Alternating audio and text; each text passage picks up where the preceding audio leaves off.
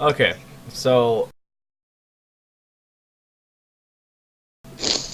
My name is Mike DeRosa, and I am an operational manager at Whiting's Food. all right, what do you do there? Just to tell everybody. Training. I am in charge of training all crew members, basically, from hiring to termination, whenever, or resignation. Basically, anytime we train a crew member to do anything, it's me that's in charge of it.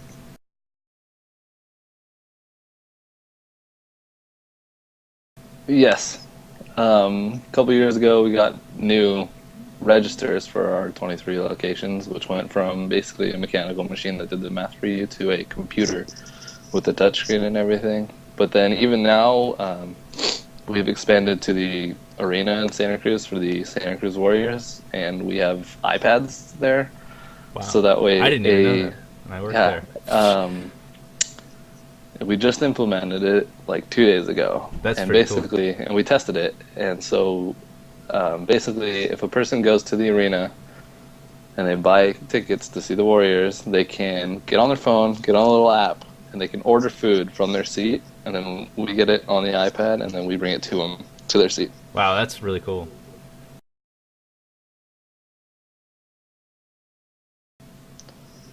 Yes and no, because technology is awesome in the sense that it, like, especially our generation nowadays, like we're all, on our smartphone, we all know how to use technology. But with new technology comes new stuff that goes wrong. So with our Yeah, registers that we upgraded to, they crash sometimes. And when they crash, it makes life hell for basically however long it takes until we can get them back up, which sometimes is never.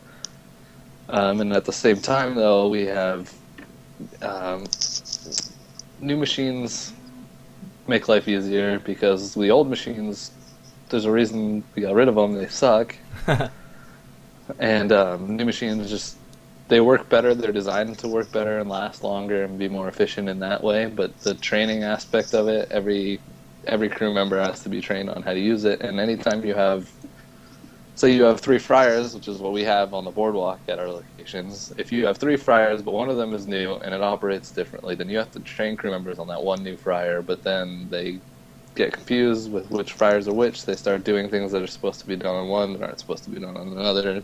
I'll use the example of our registers too, since like we're already on it. You yeah, have like Midway dots. Like yeah, we have a new register there, and it's new even in the sense that it's new compared to the other one. So it's still touchscreen and everything, but it's like a new touchscreen thing. It's completely different looking. It has a fingerprint sensor that's completely different than the other ones, and people like freak out sometimes when they see it and I don't know how it is. I think it looks awesome, even though it has no difference, and then things like that. So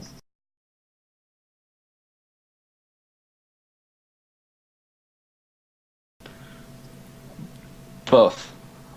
Um, in the sense of training new employees, there's always ways to do things better, and you treat employees as capital. yeah, You know, definitely. you have employees, and the better that you can train them faster, the more productive and efficient they're going to be at their jobs, and Yeah, that can always be done better, always. But in the other sense, where buying new technology, things like that, we have been really good at the boardwalk about hanging on to things through their entire life, basically. And sometimes it sucks because you have an ice cream machine that's like 20 years old or whatever. I'm not exactly sure how old they are, but like it'll break every 2 weeks or something. But hmm, not in the sense that it will not be functioning, but it'll require maintenance regularly, more yeah, so than a brand new machine would. yeah, But a brand new machine would cost like $14,000 or something that we just wouldn't want to spend when we have this other machine that takes an hour to fix yeah.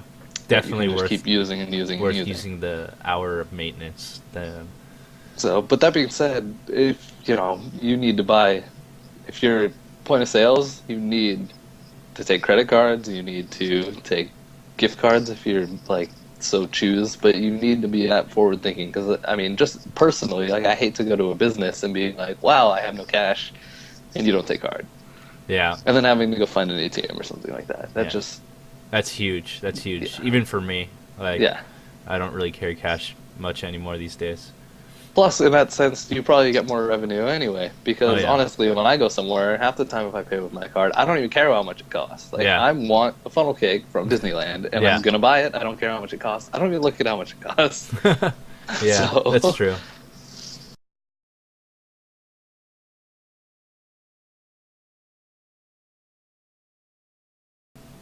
Yeah, definitely. I think it having better technologies from a business standpoint is always beneficial, but you have to weigh, your cost benefit analysis kind of thing, where Yeah. you can't just be spending all this money on electronics and like super nice technology and point of sales and machinery and all this kind of stuff if you're not gonna make that much money off of it. That's you know what I mean. You can be all the flashbang that you want to, but if it's not practical, it's not practical. But on the other hand, if the government comes in and they have regulations, rules, whatever, it's in developing countries not as much, but it's definitely possible. Everybody wants their cut, so Yeah. it's you gotta weigh it. But Yeah.